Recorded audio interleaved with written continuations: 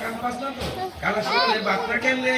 কে কেমনে কামায় ইদি তো বুঝছ না খালি কে হরিবার সাথে হরে কৃষ্ণ কই লেখাও নাই করো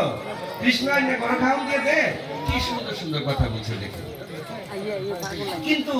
আসলে কি আপনারাও তো বুঝেন আচ্ছা আমাদেরকে যদি কৃষ্ণে যদি আমাদেরকে জন্ম দিলেন সে যদি আমাদেরকে খাবার না দেন আমরা কিভাবে খাইতে পারি এমনও ব্যক্তি আপনাদের পাশাপাশি গ্রামের মধ্যে থাকতে পারে যে ব্যক্তি খাবারগুলি মাইক খেয়া মুখের ভিতরে দিছে হঠাৎ করে স্ট্রোক করে দুমড়া গেছে মুখের ভিতরে খাওয়ানি রয়েছে এতে করে প্রমাণ দিল কি ভগবান না খাওয়াইলে আমরা খেতেও পারি না আবার গীতায় ভগবান বলছে যে যদি কোনোদিন কোনো কিছু খেতে চাও তোমার খাওয়ার অধিকার এই পৃথিবীতে তুমি প্রসাদ পাওয়ার অধিকার আছে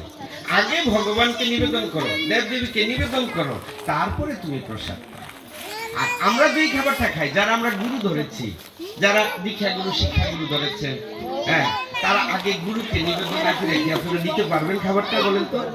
তাই এই জন্য গুরু এমন এক জিনিস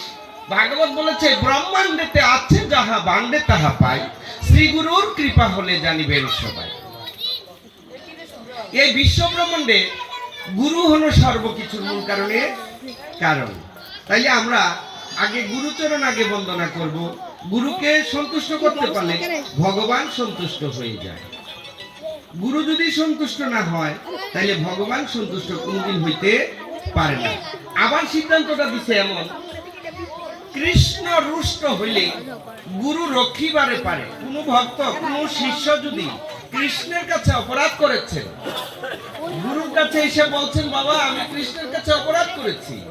আমার এই অপরাধের কিভাবে খণ্ডন করা গুরুদেব যদি বলে বাবা চিন্তা করিস না ভগবান দয়াল তিনি তোর প্রতি রাগ করবেন না আমি একটা তুলসী পাতা গীতার মধ্যে নিবেদন করে তোর নামে গোবিন্দের জন্য তোর সকল অপরাধ মঞ্জন করে দেব তাইলে বললো কৃষ্ণ রুষ্ট হইলে গুরু রক্ষিবারে পারে তাইলে বুঝা গেল আবার বলছে গুরু যদি কখনো রুষ্ট হয় কৃষ্ণ রক্ষিবারে নারে আর সেই প্রমাণটা পাইবেন শ্রীমদ ভাগবতে অম্বরীশ রাজার উপাখ্যানে যদি যান অম্বরীশ রাজা কৃষ্ণ ভজনে মত্ত ছিল আর এদিকটা দুর্বাসা